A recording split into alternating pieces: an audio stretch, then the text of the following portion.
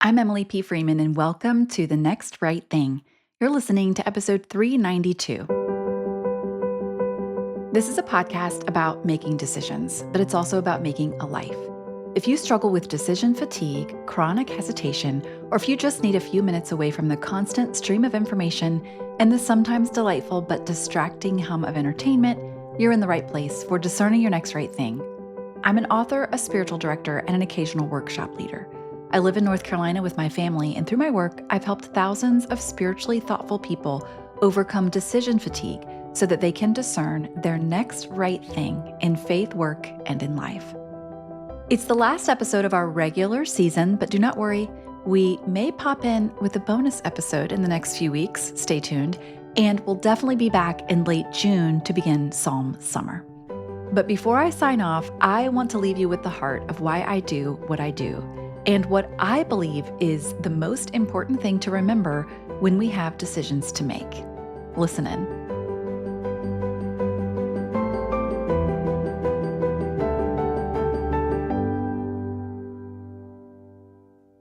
In the early fall of 2022, we packed up our cars and headed west to drop off one twin in the western North Carolina mountains, only to turn around and drop off our other twin in Winston-Salem at the School of the Arts. Both of them were beginning their freshman years of college for the first time living apart. It was an exciting day, a slightly emotional one, as you can imagine. It was a day that marked a lot of endings and a lot of beginnings. Now, one of the twins still has a year to go before graduation. There was a major change. There's student teaching. She had a minor to complete. But 4 days from now, we will mark another ending and beginning as our firstborn baby twin graduates from college and begins a life as a full-out grown-up. There's a lot to celebrate. But I still remember that day in 2022 when we drove the twins to their prospective colleges. I was following John's car ahead of me. Ava was asleep in the passenger seat of my car. Taylor Swift was playing in the background. And that left me with my thoughts and my heart and my prayers in the silence for a little bit of the drive, thinking about these two gorgeous humans headed off to college to pursue all of their things. In the midst of all of that, one detail in particular stands out about that day, and that is how the fog was so thick on our trip to the mountains that the only thing I could see truly were the taillights of the car in front of me. It was nerve-wracking as we drove up that mountain, knowing there was a view, there was a drop-off, there were other cars around, but I could not see any of that. Just a thick white cloud and two red taillights in front of me. If you have ever driven in the fog or been in the fog at all, then you know how disorienting it can be to not be able to see your surroundings. If the terrain is unfamiliar, it's anxiety producing because we already don't know what to expect on the journey, and we need every sense that we have to give us information. But the fog takes our vision completely out of it. And if the surroundings are familiar, it might be even more disorienting because we may be overconfident and think that we know exactly where we are, but the fog keeps us from being able to fully rely on our memory or our sight. And we might make simple mistakes or even giant mistakes just because we couldn't read the signs or we assumed false information to be true. I started this podcast precisely because of these foggy moments, metaphorically speaking, because sometimes we find ourselves in the midst of a completely new or unexpected situation. We are presented with a new or complex opportunity, or we're standing in a threshold of an unfamiliar room and we aren't sure what to do next. Other times, we are in a very familiar place and something shifts or changes either around us or within us, and we have to discern our next move with what may be limited information or crunchy timelines. In other words, what do we do when we find ourselves surrounded by fog with very little clarity as to what move to make? This really is at the heart of why I have not yet, in 9 years of consistent study and conversation, grown tired of talking about the discernment required for wise decision making. It's because as long as we are living, breathing human people, decision making will be part of our lives, and every season brings with it a new layer of information, potential new insight, and fresh invitations to expand our growth edges. The moment of indecision is ripe with potential for spiritual formation. And when we think of our decisions in this way, the decision itself takes second place to the person who we are becoming. I believe what is far more important than the final decision that we make is the process we take to get there. The way we make decisions matters not only because the means impacts the end, but because the means are what shape our character and forms our personhood. The way we make decisions is one indicator of our formation. So, what do you do when you find yourself surrounded by fog? My approach to discernment has had many influences over the years. One is the Quaker practice of listening, of communal discernment and waiting for way to open. Another is through having a co listener or spiritual director to help me see ways God is moving in me and around me. And a third influence is Ignatian spirituality, founded by St. Ignatius of Loyola, which is simply a spirituality for everyday life that is rooted in the conviction that God is active and present to all of us.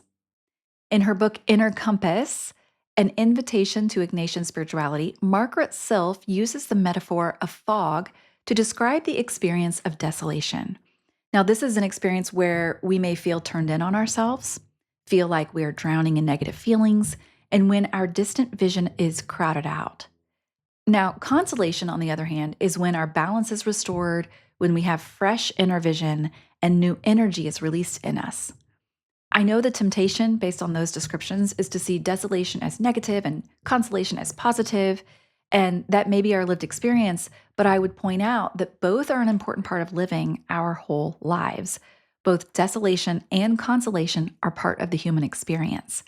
The question is, what do we do when we find ourselves in the fog of desolation, or I would say here, even the fog of indecision? And so Margaret Silf points out the importance of our inner compass. She uses the example of a mountain climber who suddenly finds themselves surrounded by clouds, stuck in an impenetrable fog. She writes this: "When that happens, the guidebooks you have carefully put in your backpack become useless because you can't see any landmarks. The temptation is to try to resolve the problem by effort and activity, with the result that you go round in circles. And if you are on dangerous ground, you may well fall down a crevice or a cliff." I'm sure we can all relate to the instinct to solve our problems by effort and activity. But if we do that on the mountain in the fog, we're in danger of falling over the cliff. The guidebooks of our lives, like our 5-year plans, our annual goals, our thoughtfully thought out financial P&Ls, none of these are bad things to have. In fact, they're wise things to have oftentimes. But what do we do when they are rendered useless because life has taken a turn? When the foundation and assumptions we used to make those plans in the first place have either changed or are completely gone? These kinds of external guideposts are no longer helpful, and they might even cause harm. That's why we need not an outward sign, but an inner compass. So, what is your inner compass, and how do you find it? Well, in a short form podcast episode like this one, I doubt we'll adequately address that question. But the good news is that all of my work revolves around it, and it seeks to help you understand it, including the 391 episodes before this one. Also, the PRAY framework in How to Walk into a Room is designed to help you discern what to do when you find yourself in a room where you no longer belong. The 10 questions presented there help you better name where you are, what you love, what has changed, and where goodbyes may be imminent. The Next Right Thing Guided Journal is a collection of weekly, monthly, and quarterly lists designed to help you reflect on your life as you live it so that you can increase your own awareness of who you are, what you want, and the decisions that you're making. By the way, we're going through that together on Substack. You can join us anytime. And then the Quiet Collection app offers resources for personal reflection and meditation designed to help you center down and contemplate your seasons of life, as well as metabolize decisions that you're making and make peace with ones you've already made. All of these, including the Next Right Thing book, which it was born out of this podcast, and the Soul Minimalist Substack, are various ways that I'm working to help you not only make wise decisions, yes, but even more importantly, to identify your own inner compass. Because often when we have a decision to make, we think we need lots of time everyone else's opinion, a consideration of every possible option, an analysis of every outcome. But what we really need is attunement, knowledge of our own core values, accurate memory of past decisions, wisdom from our connection with God, and sometimes, most simply, we need courage. The first list isn't wrong. Those things are still needed. But what I sometimes forget is the importance of the second one.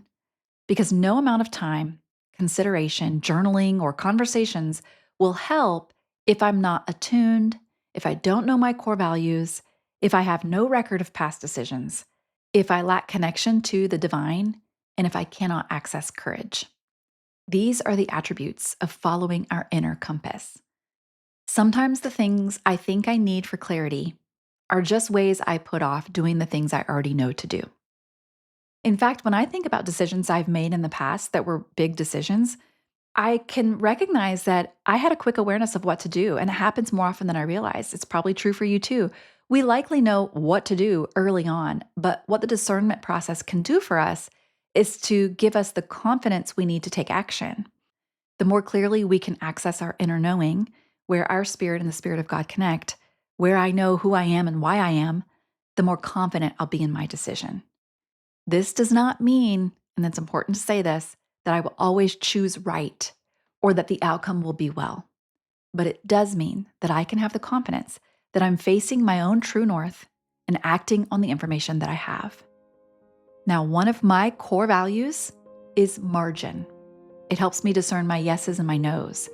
It's so important for my mental health, my spiritual well-being, and my personhood that I've designed my life, to the degree that I have the ability and agency to do, to make room for creative and vocational margin. That's why we won't have regular episodes until the fall. It's so that I can turn my attention to other creative forms and focus on some deeper work that means a lot to me now, and I hope eventually I'll be able to offer it to you, and it will mean something to you as well.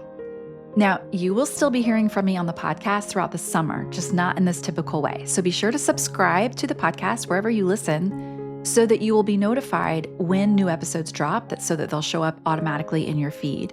But until then, if you find yourself in a fog, I hope that some of these resources I've created over time will help you find your own inner compass as you do your next right thing in love.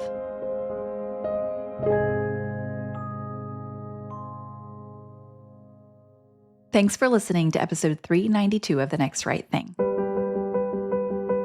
I hope this simple practice of finding your inner compass can be just one more rung on the trellis upon which your rhythm of life can continue to grow. Because while it's true this is a podcast about making decisions, the bigger truth is our daily decisions are making our lives. As I mentioned, to honor my core value of margin, I'm taking a little time off to be with my family over the next month, but we'll be back in late June with a new Psalm Summer series, which is a short series of episodes. We did this a few summers ago, where I literally just read a psalm a week on the podcast without commentary. I know that might not be for everyone, but maybe it will be for you. In the meantime, you can find me at The Soul Minimalist on Substack, where I will continue to write and interact weekly. While a minimalist asks, what am I holding on to that I no longer need? A soul minimalist asks, what has a hold on me? The Soul Minimalist is a weekly newsletter, and it's for anyone who wants a simpler, more accessible way to practice your faith in your actual life. It's for you if you want to explore unconventional spiritual practice to support soulful decision-making without pressure, guilt, or eye rolls. It's also for you if you're a spiritual director or you hold curiosity about the art and practice of a spiritual direction. And finally, it's for you if you listen to me talk here on the Next Right Thing podcast and you wish you could talk back. You can sign up at the free or paid level. I would love to see you there. The link is, as always, in the show notes. Well, you can find me, as always, online at emilypfreeman.com or on Instagram at emilypfreeman. This episode was edited by the team at Unmutable and organized by Ashley Sherlock. In closing, a few more words from Margaret Silf's book, Inner Compass. To use the tool that we call discernment, we must come to stillness. In the silence of our hearts, we must wait patiently for the compass needle to steady. Then it will point to true north, the still center, the fine point of the soul, and we will be enabled to move forward again. Thanks for listening, and I'll see you next time.